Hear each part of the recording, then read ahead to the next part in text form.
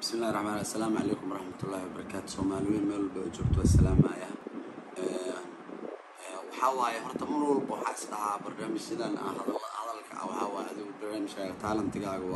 waxa waaye fan iyo hees oo inta ku eko wax soo hadlin laakiin waxyaabo badan oo waxa jiro aad maxaa kugu qasbay inaad soo hadashid oo kugu kalifaayo waxa waaye wixii ay dadku u jeedaan oo muuqdo arkaan oo ayagu maxaa la yiraahdaa fasiranayaan waa gooni laakiin waxa hoose oo anaga shakhsi aan dhalinyarana heesto cid la socota barahan ama og ama ka fanaaniin xaqiiqda markii laga hadlayo fanaaniinta Soomaaliyeed waliba kuwa dalka ku sugan oo dalka joogo waxa waa intooda badan gumeysiga macnaha qaab darni ku wada jiraan ha noqdaan qaar fiidiyoyo laga haayo kuwa ma aragtay qulubta ka jirno oo maxaa la telefoon ugu gumeysto kuwa dad loo soo adeegsado ma aragtay oo dad ma aragtay Soomaaliya dadka joogana waxa waa xaqiiqda markii laga hadlo $20 qofka dad soo dhiibtay ku soo adeegsato qofkaas aadadid dad ay ka soo wada jiro oo ku soo aadayo waxa waa muhiimada aan rabay inaan ka hadlo waxay tahay horta barnaamijkeena oo socday oo bilow ilaa dhamaad oo waxa waaye YouTube ku saabsanaa YouTube-kii gacan inuu galo YouTube-kii inuu isoo noqdo inaan raali gelin soo bixiyo inaan hadana wax ka soo jafo waxa soo dhan xaqiiq dhab oo guud ahaan hadana naga maayo waxa dhabto hadda taagan markii laga soo tago qadartii dhacday iyo maxaa la yiraahdaa tacsidii oo nagashay iyo xabsigii markii laga soo tago waxa waaye horta nina qalad nagu soo maagay anaga oo qaladka markuu nagu soo maagay maxaa la yiraahdaa anoo iska joogo Djibouti aqoonna aan u lahayn waxbana aysan naga dhaxaynin waxaan arkay nin iga soo hadlayo aniga maxaa la yiraahdaa oo bilaa macna dara been u jeedo oo cad ka hadlayo ninka waa marmar waa arki jiray maxaa la yiraahdaa laakiin kuma xirneen aniga nin oo social media ku jiro oo yahay qabyaalada iyo siyaasadda ka hadlay waxyaabo noocaas inuu yahay arki jiray marka arrimo iga waaweynayeen waxa soo meelay jiro kulay dawlad iyo wax isfahansan yihiin iyo waxyaabo dad isqabteen inuu ka hadli jiray waxa soo meelay jiray laakiin kama dambeys waxa ogaadeen in iska mid tac ah oo iska hadlo oo siyaasad xataa aan waxba ka aqoonin dawlad aan waxba ka aqoonin qabiil aan waxba ka aqoonin because ilaa hadda qabiilku uu yahay iyo qoladu uu yahay ama aqoon u maleeyay umana maleynaya dadku uu sheeganayo inuu ka dhashay because qofka waxa waaye dadku uu sheeganayo dad wax cishto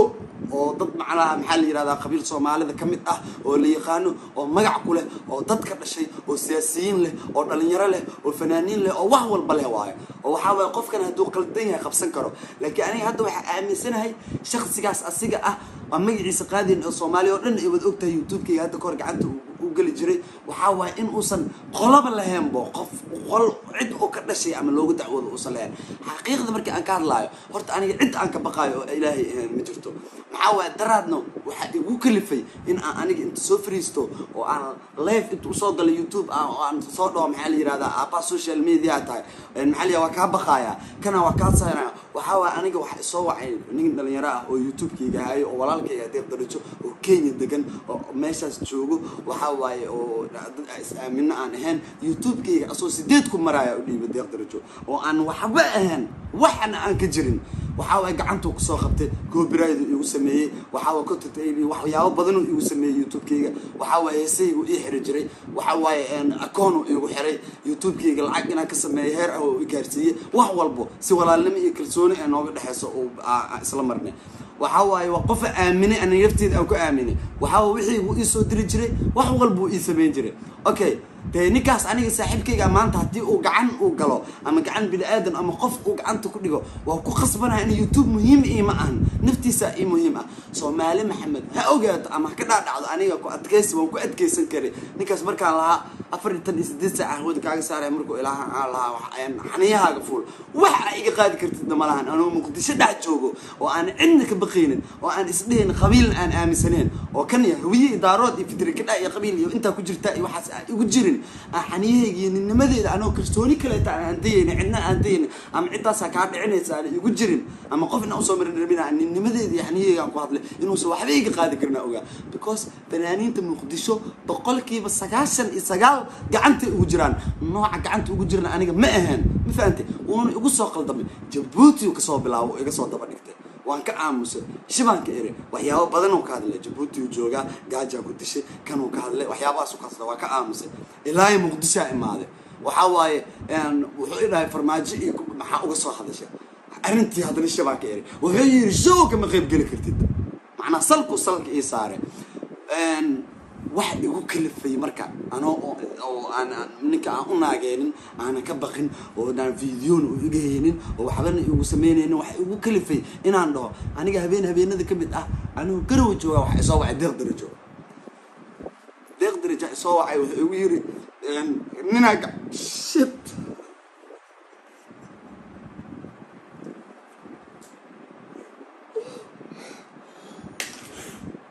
wuxuu igu yiri nina bas koolay waa ilaa waxa soo wacday gabar maskiin ah waxay u tiri gacan ugu jirnaa ninkaas gacan ugu jirnaa adiga dartaada naloo haystaa bas aniga awoodeedu waxay noqotay ninkii inaan waco aan dhahorniyo aniga adiga naga dhaxaysaa dagaalkan waxaan maxaa ku haysataa dhalinyaradaas oo waxa waay wuxuu u adeegsaday nin laga baqo oo rasiid nuur loo markii aan ka daba tagay aan dhahay war ka baqin waxba idinku ma sameey karo waxa la itaha Ahmed Rashid aan dhahay waxa la itusay video ninkaas oo dad dilaayo oo dhalinyar Soomaaliyeed dilaayo laamiga dhaxdiisa ku dilaayo videogaas markii arkay ninka saaxiibkayga waa u baqaanay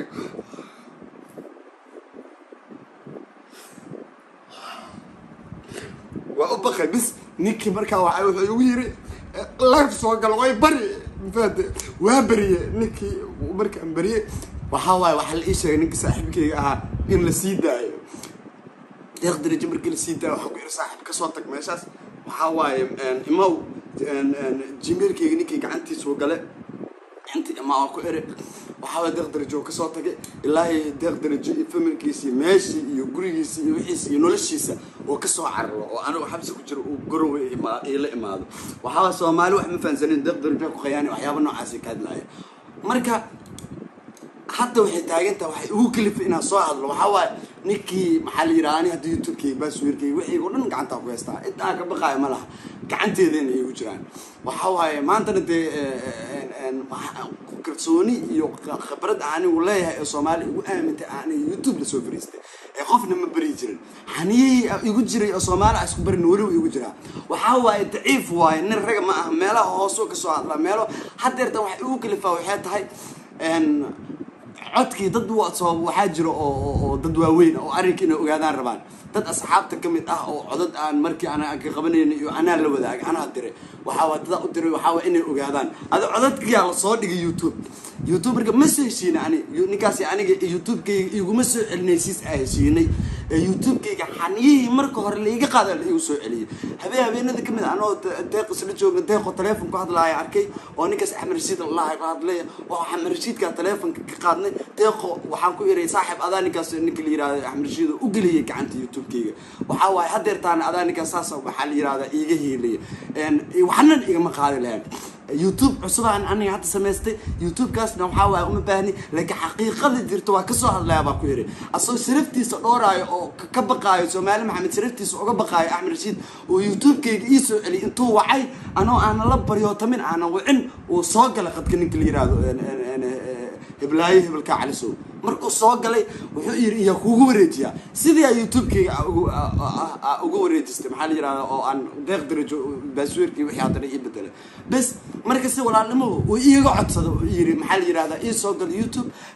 waa ku bariya ii sheeg bas inaa YouTube-ka kuugu wareejilay aan bas aniga sheekada meesha ku ekaatay wax walba aan islaha sidii aan dhacday bas hadeertaan ala kulli xal muhiimada soo fariisaa waxay tahay waxaan inuu tusayaa baqashada lambarkiisana waa taqaanaan wuxuu soo diray waxa waaye xayaat ka jiro wacaya wuxuu leeyahay waxyaabo oo maxaa la yiraahdaa waa ku qaabinaya video waa ka duubaya kan uu duubaya meelaha hoose ee meesha ninka ragga laga marin oo naga soo maraya ma fahanti Soomaali Maxamed waxa uu sheegaya aniga horta cid aan ka baqaay ma laha YouTube-ka maanta haduu hawada ka baxo فكيو يوتيوب واحد أقبلنا ملهن وحاول أنا ونولهاي ضد باكر شيء Soomaali Maxamed عن كذا شيء لبعض تنجرها هاي مرور بجانس هاي استعنية لكن وحيني شيء جاية بلن يرد Soomaaliyeed ولي بفنكر dhalinyarada fanaaniinta in ay gumeysi ku jiraan intooda badan gumeysi idinku waxay idin soo gudbiyaan farxada idin la wadaagaan heesa idin soo gudbiyaan laakiin xaqiiqada marka idin kala hadlo dhalinyarada gumeysi intooda badan ku jiraan waa loo cagjugleeyaa qaarkood video waa laga hayaa qaarkood wax walba lagu sameeyaa qaarkood dad loo adeegsadaa raga loo adeegsadaa ninkiina ilaa ay hadeertaan waxa dadku daba taagan yihiin ee sheegaan waxay tahay muxuu idin daba taagan yahay sharma muxuu uga soo hadlay dadku waxay isleeyihiin hadeer sharci sheekada weeb aamustee muxuu sharma iyo haddana uga soo hadlay waxa waaye wax uga soo hadlay dadku kula feeso naagu dhalay wali cagto noo saaraya waxa waaye haddana annaga nama soo aadi karo oo nimadiisa annaga naguma soo aadayo nooguma caga jugleenayo meelo hoose iyo gabdhihii iyo xaafadihii iyo familkii nagala maraaya dagaalada ciifeed cidiya hoosteedu nagala diraaya waxa inii sheegaa aniga hadeertaan deeq darajo walaalkayga waa isla joognaa waxa waaye ilaa iyo meel oo maxaa waaye ilaa iyo familkiis u baqaan heerkaas soo maraaya oo la yiraahdaa maxaa la yiraahdaa inta loo idin diraaya oo aniga xataa la idhaa waa lagu inta lagu diraya waxa waaye annagoo dalkeena joogno oo dhalinyaro Soomaaliyeed ah oo dalkeena joogno oo anoo dalkeena joogno dhibaatada jirto dalkeena loo ogyahay horumar ku sameeyno dad haddana xagga joogo oo qurbahaas ku nool oo nabad ku nool oo free ku nool waxay nagula dhaqmayaan waxyaabo ayna u dulqaadan karin fanaaniinta Soomaaliyeed qaarkood inta badan hore ugu soo dulqaateen waxa idin sheegay aan qof bini aadan aan ka baqaayo ma jiro ciilka iyo ilintan waxa ay keenayo waxay tahay aniga haddii aan adkaysto oo ninnimadeeda aan ku adkaysto oo wuxuu yahay aatus waxa waa meel aan ka damqanayo rag ama dhalinyaro ama gabdho iyo dumar iyo xaqooda naga soo maraya iyo meel aanan maxaa la yiraahdaa dad aan hadhoon eed aniga tusano koraysa oo dartiina wax walba noo gaaraan leey Soomaali Maxamed aniga waxaan rabaa in ay ogaato dib زائد فنانين Soomaaliyeed aniga u hadlay afka fanaaniintu ku hadlay waliba kuwa dalka ku sugan dhibaato زائد naga heesato xagaan iyo maxaa la yiraahdaa dadkan ku sugan dhankaas maxaa la yiraahdaa qurbaha hadalka aan ku dheeraanaynin Soomaali Maxamed waxa waaye waa ka raali gelinaya xanaaqi iyo kuleelka iyo hadalka aan ku hadlay waxa waaye arinka ina ogaataan arinkaas meesha uu marayo ninkaan uusan naga dabaharin cagta uu noo saaray haddana waxa ka sii ciisoonaya waxay tahay afka uu ku hadlay xaniisa maaha ninnimadiisa maaha raganimadiisa maaha mar walbo aan ninkaas ina ka hortaga aad dabco waxa ay soo hor istaagayo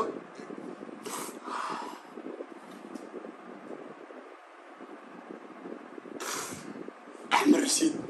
waxa soo hor istaagay Ahmed Rashid ninka noogiilay ninka dhalinyarada Soomaaliyeed waxa ay uga baqaysa ma aqaan dhalinyarada Soomaaliyeed oo dhan ay ka wada kaadanayso ninkaas oo naga soo maray ninkaas markuu awoodi waayo deeq darajo cilmi kuma dhamo wallahi oo billahi oo talaa xabad cilmi ah oo intaas dhigin isku dhameen awood waxa uu yeelan in YouTube-kiisa ahwada ka saarno oo naga soo weerarayo oo awood u yeesay deeq darajo وكذب التجي وحبوه نقاد بأسيج الماء حقه قوته أسيج واحد بالسبعية حنية ما أقول ماشى سوكجرا تلا وجي لا أفار قبيل كمرك قف وجي ليس وقبيل كمرك لوجو خلدمه قف قبيل لوجو هي لكننا أنا قبيل لهن قبيل وحقوقين لكن ما أنا لهن صومال ما أنا كجرين أو واحد أنا ترين أفكار أنفاق كهايو أو إسكودرا قبيل وجي الناس وحاوي وحلو دن قذا قفك قبيل وحكي قانون قبيل وصوحبك أقولين نرجو صوحبك أقولين هيرو صوحبك أقولين وحاوي إن اللي يرد الصومالية وحبك أقولين نكاسا نوجبي أو اللي يراد أحمد رشيد عنت نوجلي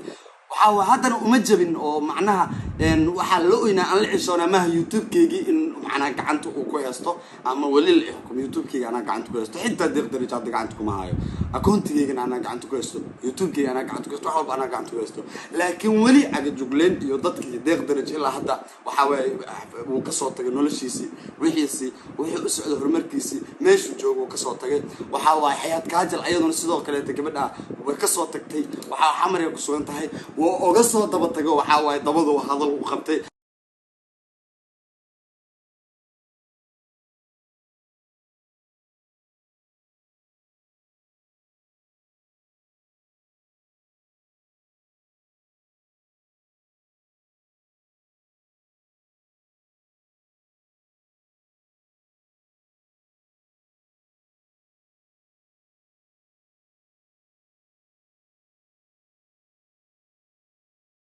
wuxuu dadku ugu booteynayaan waxay tahay oo dadku uga baqayaan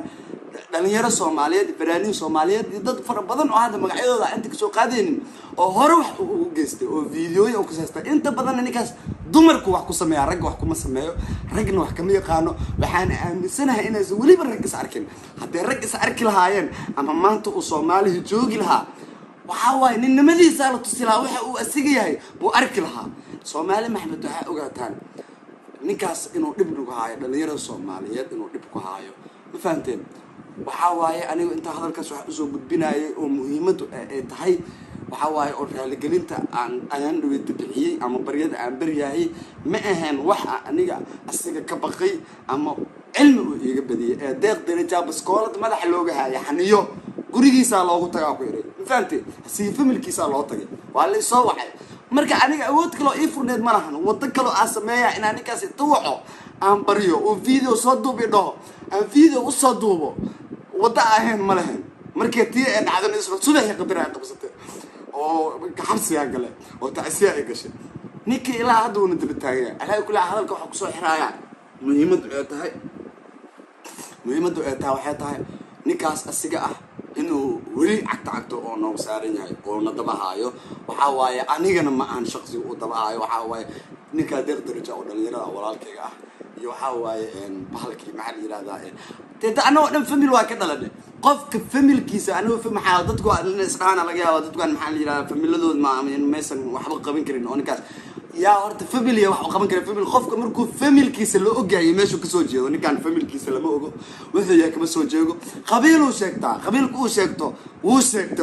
aniga hadda qolada raba sheegan karaa laakiin khadadka aan ka dhashay waan dhex joogaa waa kuwaana ayaa ka dhashay waa sheegay waan ku faana waa ka dhashay Soomaali Maxamed guud ahaan oo ka dhashay laakiin qaasatan ma jeerteena ka soo jeeda